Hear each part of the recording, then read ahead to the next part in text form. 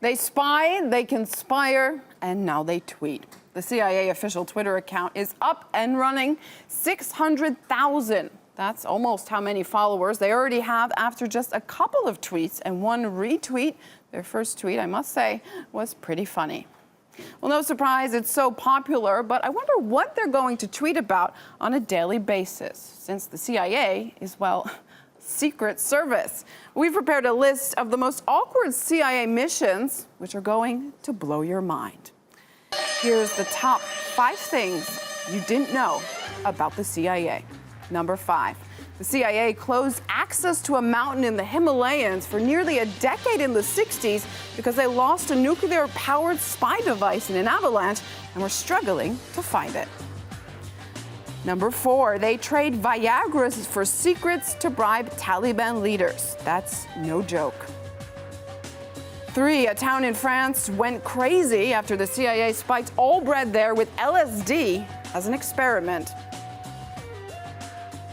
Number 2, to spy on Soviets, they equipped a cat with a spy device, but it got run over by a taxi, so they dropped the plan. And the number 1 reason the CIA planned to drop gigantic condoms labeled medium into the USSR to convince Russian women that American men are more manly.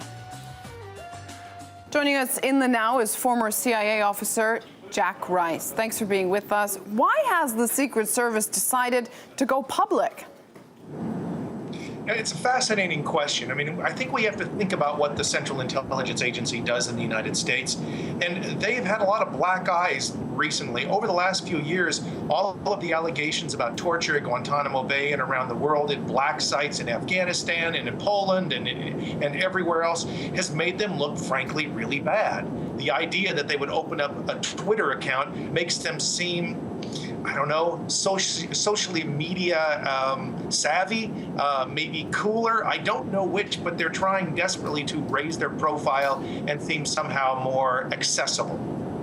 Why are they so popular among Twitter users? Almost 500,000 followers in just a couple of days. People are buying it. Oh, you're absolutely right. They are buying it. But you know what? I mean, let's think about this around the rest of the world, too. There is a sort of fascination for what it is that the intelligence community does everywhere. I can take you into Britain, what MI6 is doing, what Mossad does in Jerusalem, what former KGB was doing. All of these things are fascinating to some people because maybe it feeds into our ideas of conspiracy. Maybe it's because we watch too many James Bond movies. I'm not sure which, but for whatever reason, we societally around the world are just fascinated.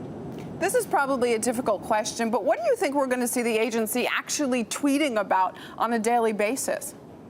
Oh, I think you're going to see them tweeting about very mundane things. I mean, realistically, what they're going to do is scour anything. So they're not talking about anything political inside the United States.